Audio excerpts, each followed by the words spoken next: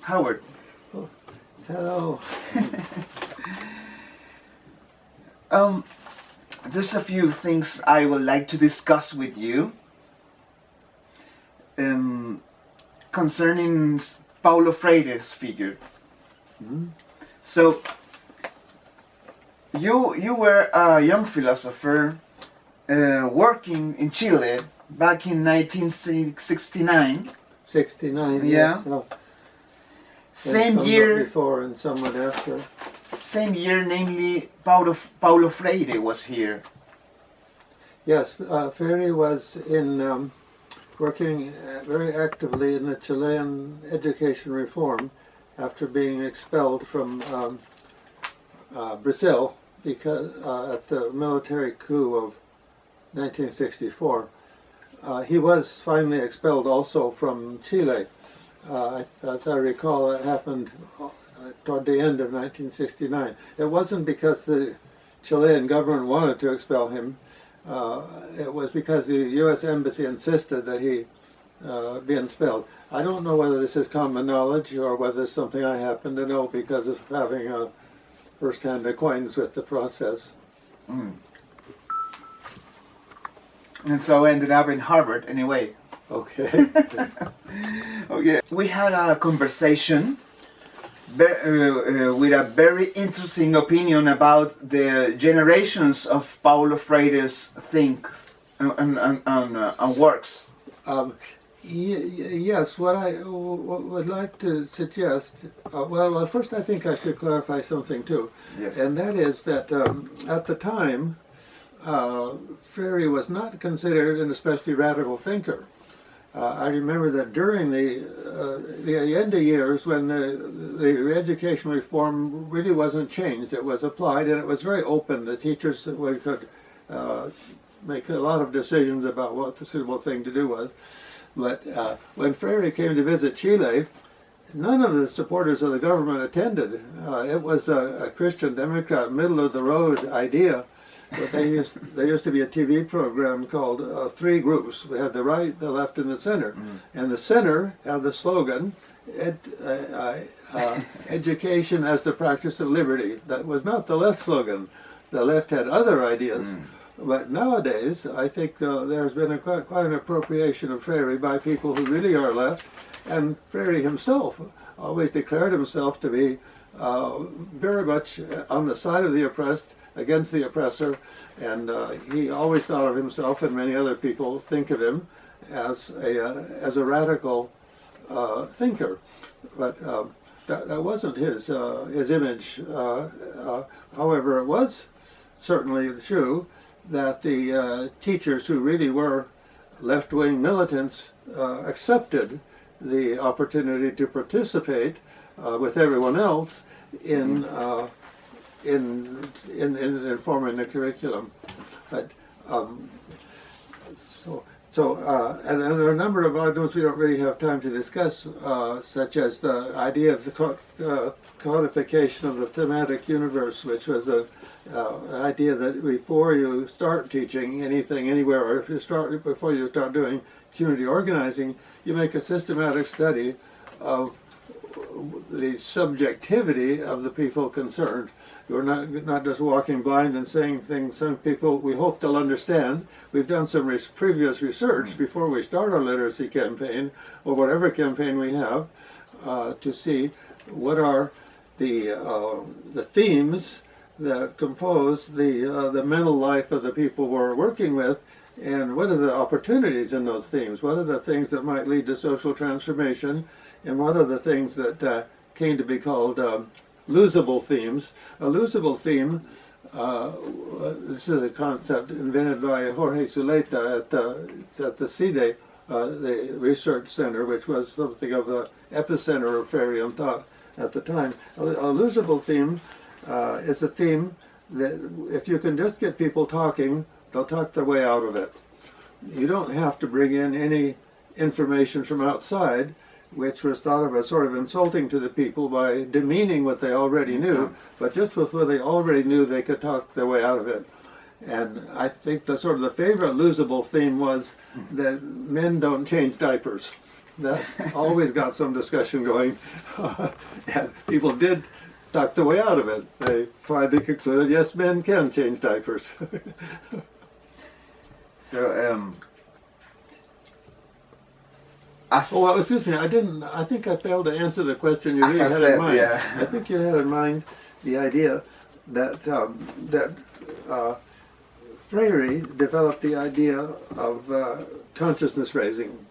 And a short definition of consciousness raising is that you distinguish what's natural from what's cultural, and then what's cultural can be changed. You used to think that you don't have any shoes, that you don't have much to eat, you don't have any medical care, any retirement, other people do. That was nature, but it's not nature. And once you learn that, you're sort of on your way to trying to change the world, which you realize can be changed. It has been created by human beings.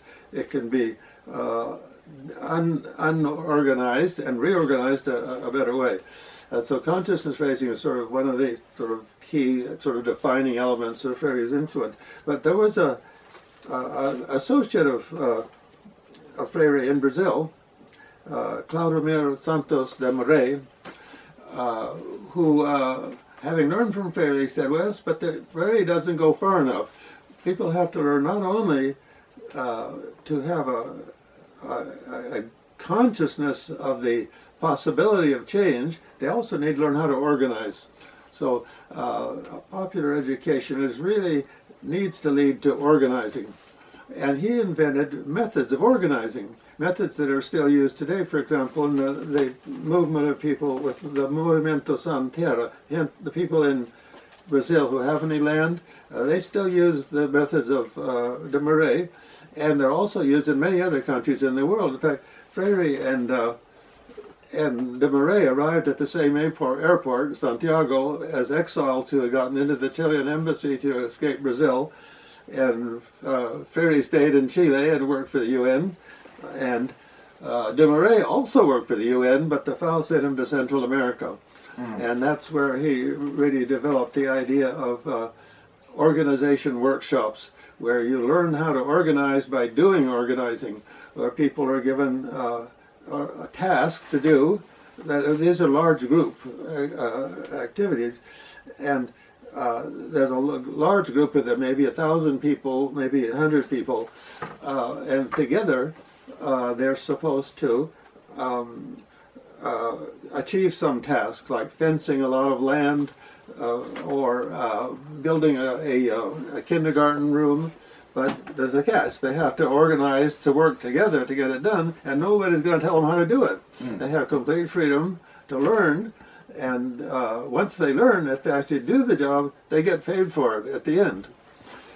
And that was one sort of method of organizing that has caught on in, at this point in time, it's been used in Europe and in Africa, where I'm most familiar with in Africa. But it all started with Claudomir de Moray, who shared a cell with, and they were both in prison together at one time, and they shared the same cell. and then later, Freire endorsed de Moray's method. Freire said, you know, the way de Moray goes about, that's the right way to go about doing it. In fact, in some of the collective works of the de Moray movement, sometimes there are relatives of Freire who will contribute. So I sometimes think of that as the second wave of the Freire movement. The first one was about consciousness raising, the second one was about organizing. And so there's a third wave. Yes. Tell us about it. There's also a third wave. The third wave was developed by a Chilean, partly by a Chilean couple, partly by a man from Botswana in Africa.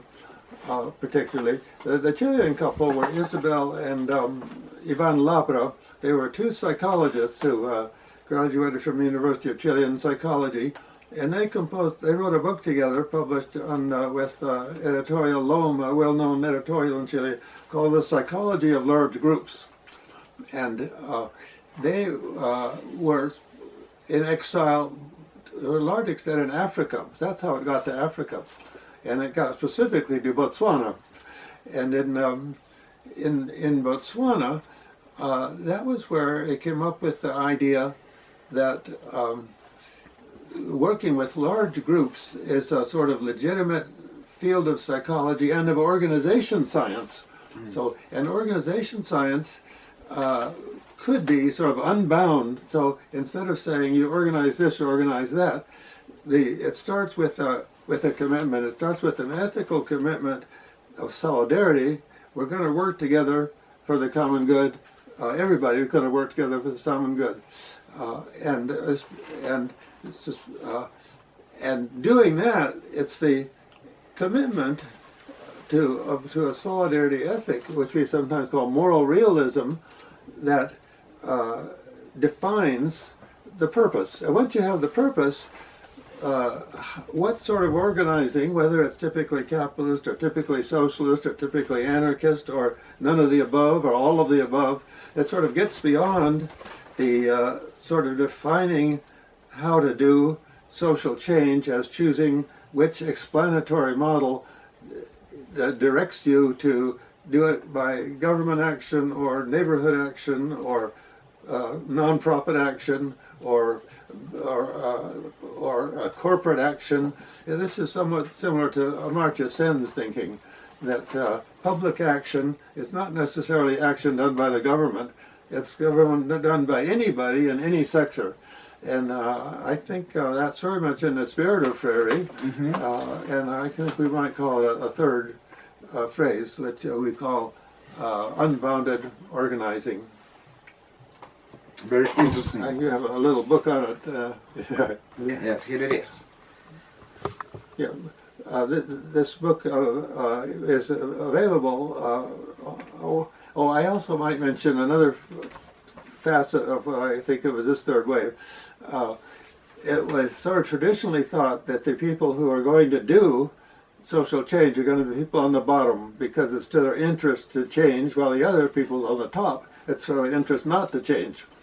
But this has really been questioned lately. It's not really to the interest of anybody on this planet to destroy life on this planet. And it's not really to the interest of people who are comfortable to live in constant fear of violent crime or in diseases, and to live in where schools are, they're no good school to send your children because all the kids are so rowdy and so uncultivated. So the idea that keeping the people down is such an objective of rich people that rich people simply aren't worth reasoning with, because they're so attached to the concept that their role in the class struggle is to be the oppressors. That really is an idea that can be questioned, and it has been questioned. And particularly with the work of Kaushik Suchuran, who has done some work which I would call pedagogy of the non-oppressed, the people who have a real stake, like everyone else, in transforming the world, and whose consciousness can be raised, as Freire raised it. So Freire raised the consciousness of the people in the Chilean agrarian reform who had been put on a sort of cooperative housing place where they were learning how to be a farmer. They couldn't learn how to be a farmer if they couldn't read and write, so they had to become literate, and that was the sort of place where Freire was working. But nowadays we can say, well, the World Economic Forum has a lot of talk about how they're all in favor of ending poverty and so on, but are they really sincere? And are they really on the right track? Do they really know what they're doing? Is it really true that free trade and free capital movement and subsidies for investors, is that really the way we're going to solve all the world's problems? So the oppressors, so to speak, the ones that Freire always called them the oppressors, they're sort of a black box. We don't know anything about these oppressors except they're out there somewhere and they're against us, whatever we try to do, and we're against them. But that's not necessarily the case all the time on all issues. And the showing people who have property, how they can share their property, and alleging an ethical duty to share, is picking up many old traditions from many cultures, and is one of the parts of what I would call a third wave Freirean movement.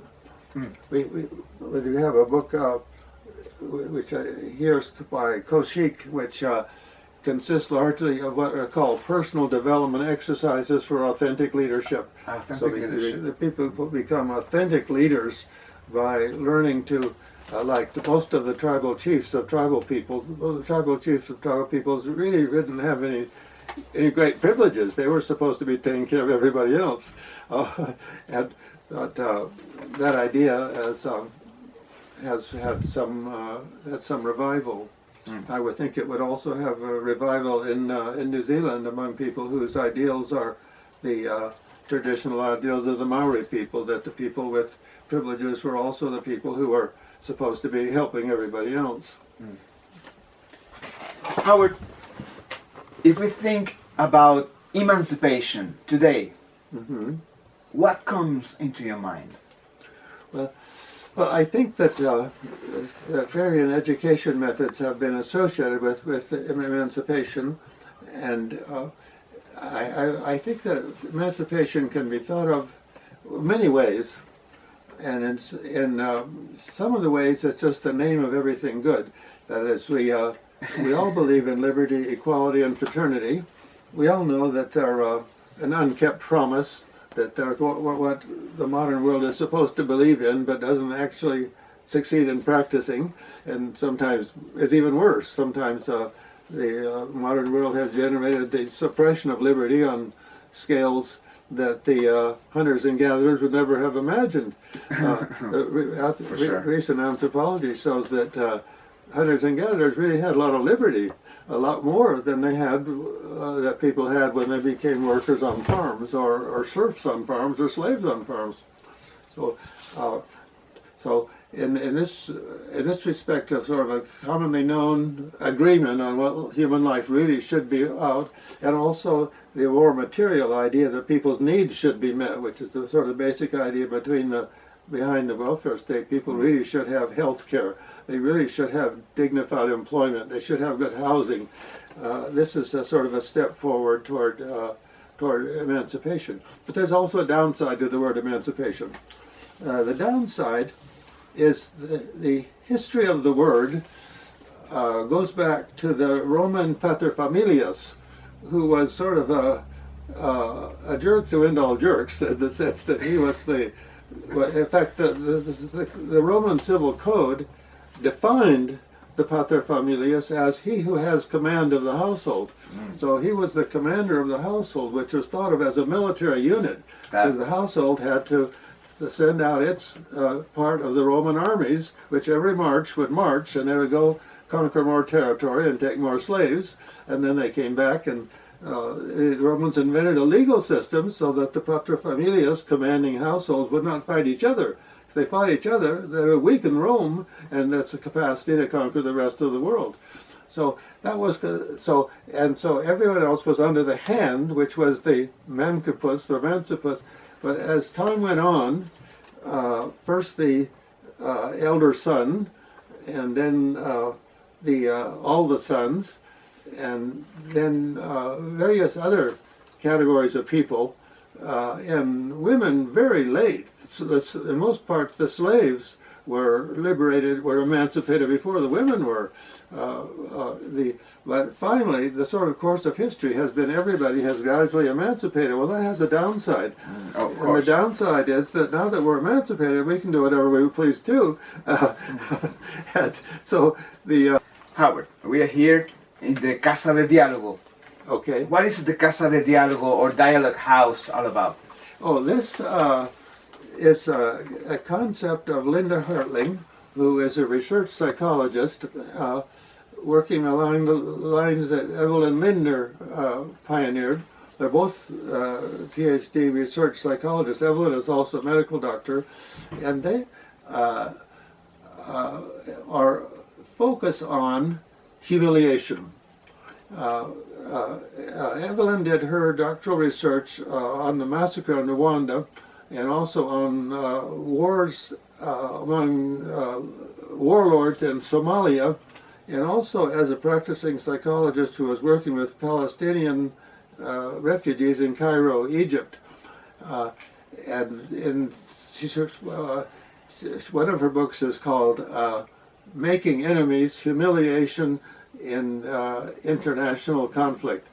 And the sort of bottom line is humiliation is the atomic bomb of the emotions. So we want to explain why people do really apparently crazy things like opening fire in a crowded classroom just for the purpose of doing as much damage as possible before dying. Why do we have, I think we have an increasing number with the current world crisis of people who just off the map angry, and the answer is more than likely humiliation or a long history of humiliation. And one of the so this means that we can name what we're trying for dignity. So dignity might be sort of a word to, if not replace emancipation, at least go come along with it. What everybody needs is dignity, and what the labor market does very often is reject people. So here we have a person who, say a man, who got a woman pregnant and has a child, and what he's supposed to do to comply with his social role is help her support the child. But there's no possible way he can do it, because it's just the labor market just doesn't generate that many good jobs. That's a great illusion people have. Some people have. Some people see people down and out on the street and they say, well, the reason they're down and out is that they drink too much, or they didn't do their homework in school, or are crazy or something like that. But if you do the analysis, the economic analysis, you realize that this type of economy just simply does not have good slots for everybody. So there's got to be some other way of doing it. So we need to talk about these problems. So the idea of a dialogue home that Linda came up with was around the world in different places. We have places where people are invited to engage in what Linda calls dignologues, which is people respect each other's dignity, and people who don't agree with each other engage in conversations about how we can save the planet, save society, and things that need to be saved in our times. So we are one of the several Latin American dialogue houses, and there are other ones in other parts of the world. And one of our objectives is to get people to talk to each other who ordinarily don't. People think it's typical of Chileans that Chileans only talk to their friends, and our friends all think the same way they do. So they never talk to anybody who's on the other side of the political fence. But I don't think it's only Chileans. I think this happens all around the world. I think so. I once was passing out a pamphlet at my church in which I was criticizing the Vietnam War. And one of the people I tried to give it to said, I can't take that. I'm in favor of the war. I can't read your pamphlet. That's my idea of rural happiness has to do with the idea countering humiliation and building dignity. It has to do also with land reform. It's especially thought of in terms of Africa, but it's also perhaps relevant here. And the idea is that if we want to believe in dignity for all, what we need is employment for all, and not just employment for all, but good employment for all. It has to have some worthwhile aim. And we also have the false belief, many people have the false belief, that the only possible way to generate employment is to create enterprises which find it profitable to hire people. If you don't do that, you just can't do it. Well, that's not true. Employment is created all the time, as Adam Smith recognized, for people who are paid who don't make anything to sell. And there's so much money floating around the world, with the 1% owning more than half of the world's wealth, and its extreme concentration of wealth. There has been a great increase in charitable giving. Enormous sums are spent on donating to charities that haven't been sent before, and even more should be. All this huge amounts of money that's hidden away in tax havens. Why is it hidden away in tax havens? Because there's no real outlet for it in the real economy. They have the great illusion, which I think is probably fostered by people who sort of find it to their interest to foster it, that the reason that there's unemployment is the government is not business friendly enough. And if we just had a more business friendly government, which would lower taxes on business, subsidize business, and do everything to push business, then we would get full employment. But that's not logically possible. People do not employ others simply because the government gives them every possible advantage. There has to be a market for what they're trying to sell.